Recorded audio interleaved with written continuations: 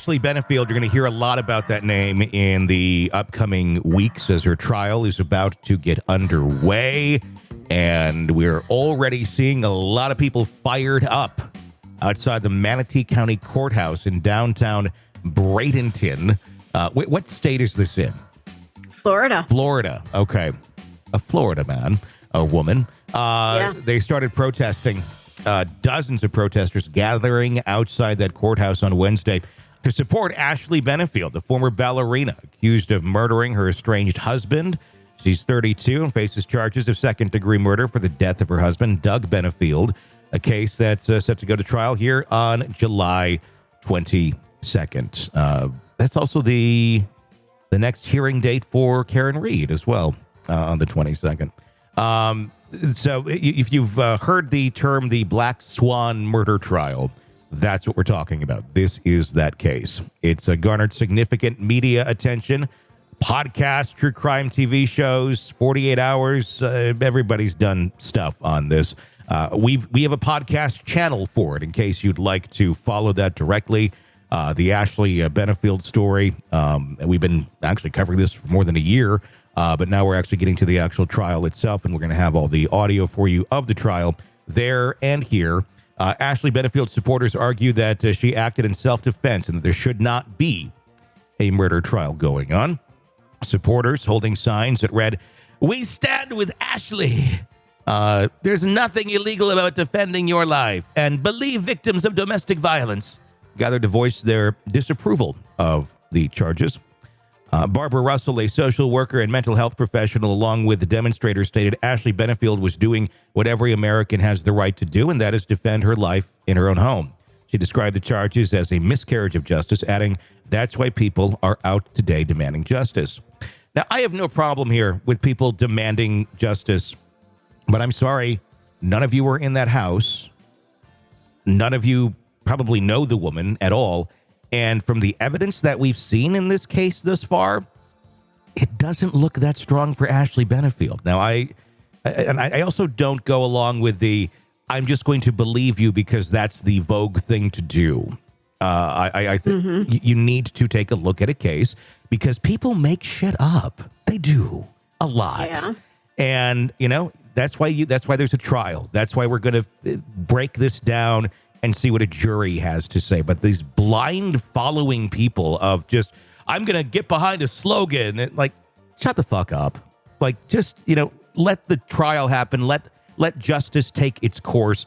Just getting behind somebody because it sounds like a good thing to do, that's not finding justice. That's not trying to find the real answer to this equation, because the court already said to her that they don't believe that she has one scintilla of a truth in her story of abuse when she was trying to get custody taken away from him while he was alive. So there's already kind of a track record of lying, at least on the books. I don't know. I don't know if this was truly abuse or not. There's not a lot of evidence pointing to it, and I know a lot of times you can be in situations where there isn't a lot of evidence. But there are places in this case where there could have been, and it doesn't seem to have ever come to the surface. On September 27th of 2020, Ashley Benefield ran into a neighbor's house in Lakewood Ranch, Florida, claiming she had shot her husband in self-defense. Doug Benefield, who was 58 at the time, had gunshot wounds to his right leg, right arm, and chest. He died later that night at the hospital. 4 .45 caliber casings were found on the floor of Ashley's bedroom, along with a bullet on the floor and 2 more embedded in the walls. Court documents revealed the Benefields had a history of domestic issues, including a contentious custody battle over their child.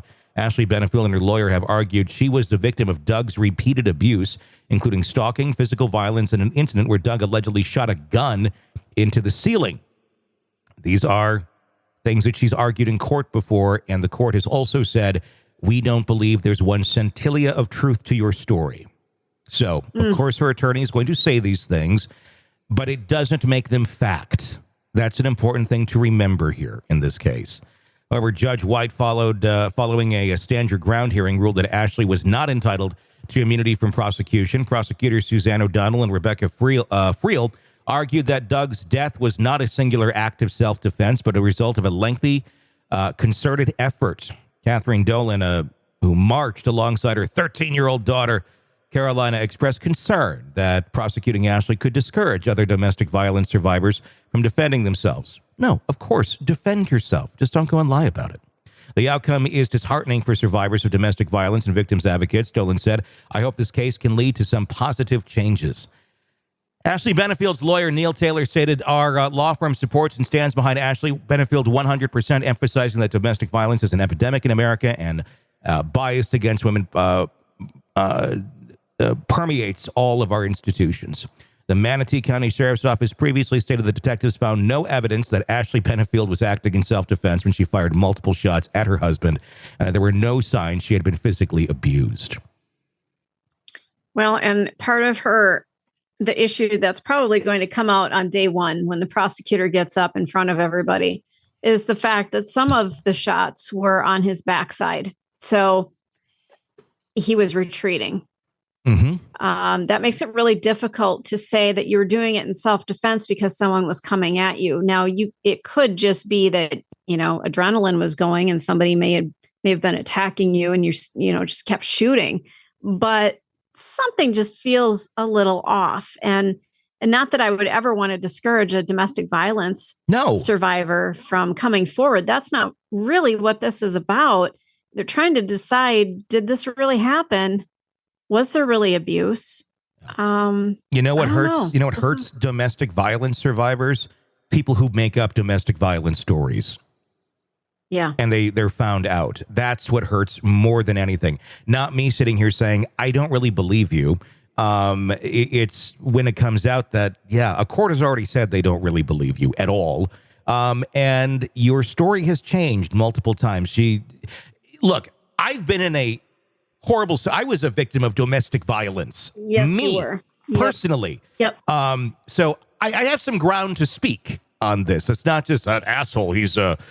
I'm not diminishing domestic violence. It's a real fucking thing. And you know what? It happens to men a lot more than anybody realizes as well. Not to dismiss anything about women, but men don't talk about it very much at all. Right. But I'm just picturing back a situation I was in where a gun was literally pulled on me. And I can recall that whole thing. It's etched into my fucking mind and will always be there. The person was trying to kill themselves, and then they thought, I don't want to do this to you too. Ended up having to wrestle the weapon out of the person's hand and risked my life doing that and succeeded in getting the weapon away. But I remember every fucking second of it. Ashley Benefield, when questioned about this gun, and there was an accusation that he pulled a gun on her, her story went from he pulled it out of his boot, and then it also went to it was in his waistband. Those are things you don't fuck up and you don't forget. Yeah. That's a trauma. They're etched into your memory for the rest of your fucking life. And if you're mixing it up, I'm sorry, that really goes to the credibility of your story. It hurts it tremendously. I'm not saying that someone, I guess, couldn't. I don't know how you would forget such a thing. That's a key moment in a moment like that when you are in that sort of a situation. A lot of her stories that she's told to the judge in the past have been proven to be false. It was a very contentious child custody battle, and that's the worst fucking place you want to be. That's where things get really dark and really bad, is in those family courtrooms.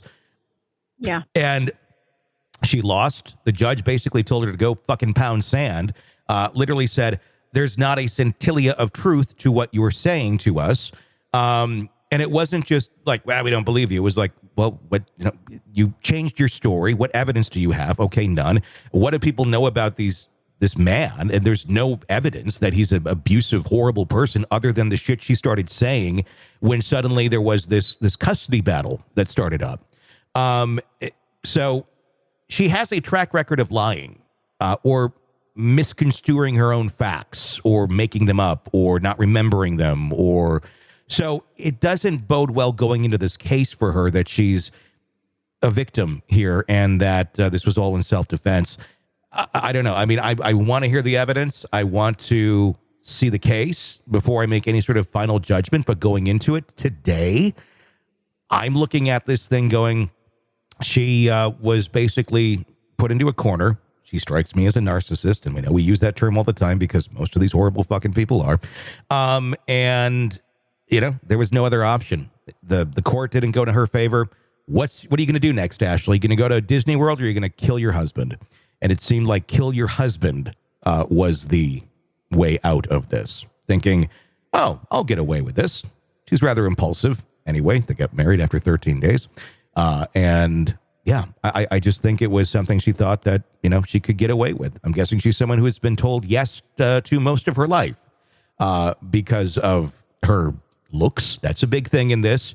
And I think also why you have a lot of, you know, people out there marching and getting behind something like this, the same way we saw in Karen Reed. Yeah, I'm trying to think back to times I've protested things, and I can count them on one hand, really. Yeah.